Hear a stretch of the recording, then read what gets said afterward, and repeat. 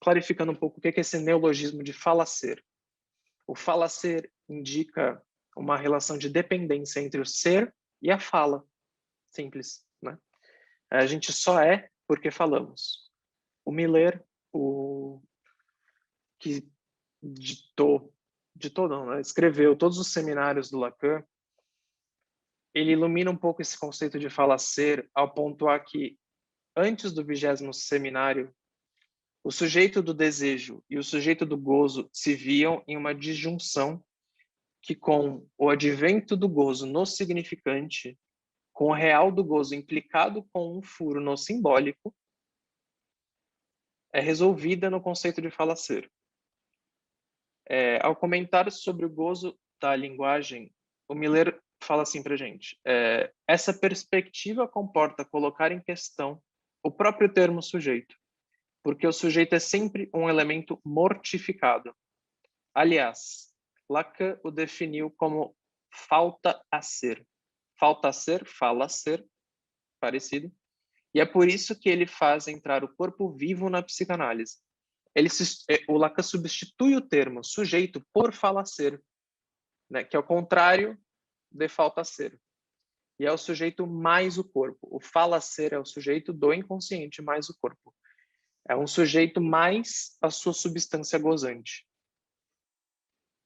Com o 23º seminário do Saint-Thomas, temos outra torção de sujeito que, sob influência de Joyce, se torna a conjunção l'homme, L-O-M, que em francês seria escrito foneticamente igual a l'homme, que é le homme, o homem. Por sorte, em português, a gente também tem o mesmo efeito quando a gente fala o homme, que é U-O-M, que é o homem.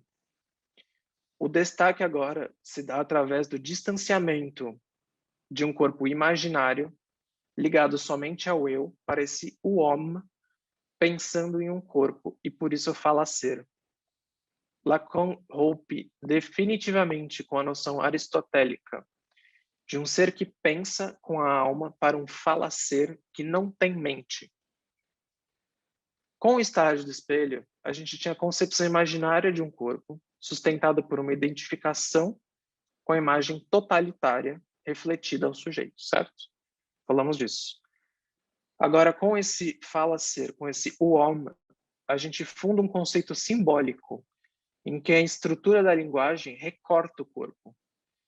E para completar a tríade lacaniana de RSI, já que temos o corpo simbólico, imaginário, falta o real, podemos pensar a carne que resta como um real irredutível à significação. O que Lacan fala sobre isso? Ele fala assim: ele pensa porque uma estrutura, a da linguagem, a palavra comporta isso, porque uma estrutura recorta seu corpo e nada tem a ver com a anatomia.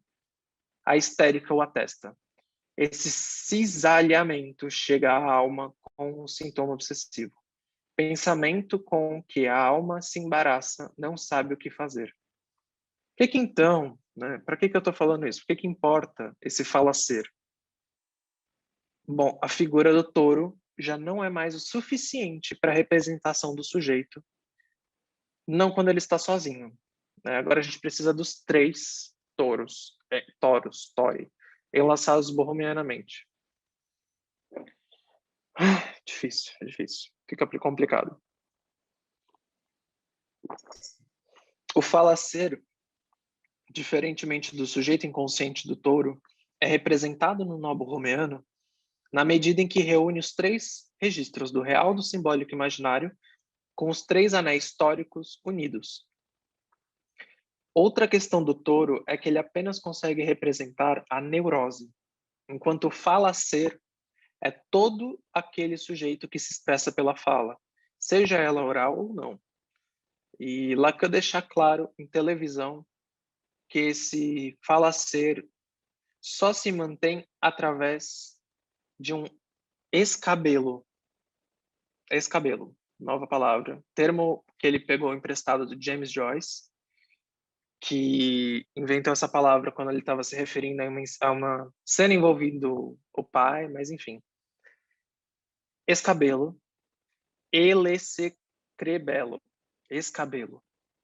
Ele, o homem, se crê belo, escabelo, e precisa produzir esse escabelo para se sustentar como um corpo imaginário.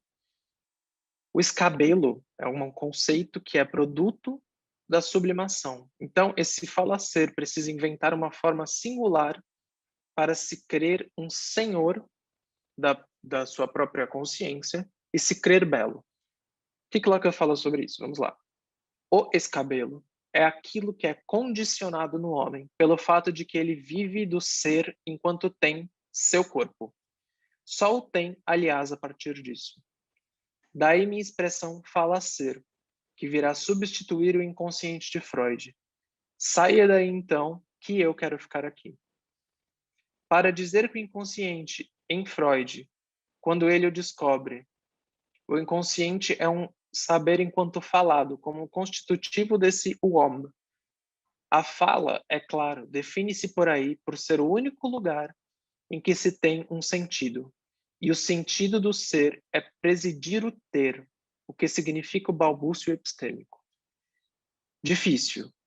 E o escabelo, da última vez que eu tive aqui, eu trouxe um conceito que pode ser facilmente confundido com escabelo, né? Eu sei porque eu mesmo confundi, né? Eu tive que levar para supervisão, que é o conceito de sintoma, com H.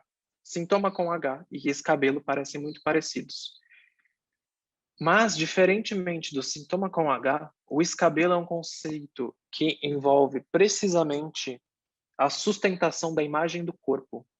Ou seja, ele está muito mais no nível imaginário do que qualquer outro registro. O escabelo é imaginário.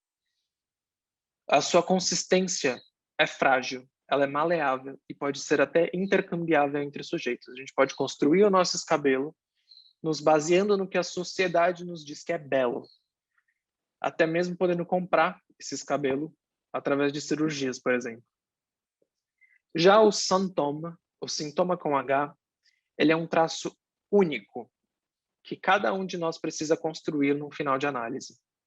Ele é intransferível, ele não é prêt-à-porter como um escabelo, ele não, o sintoma ele está além dos 3 registros, ele não é nem simbólico, nem imaginário, nem real. Ele constitui um 4º registro, no qual enlaça os outros 3 registros, de uma forma muito mais concreta.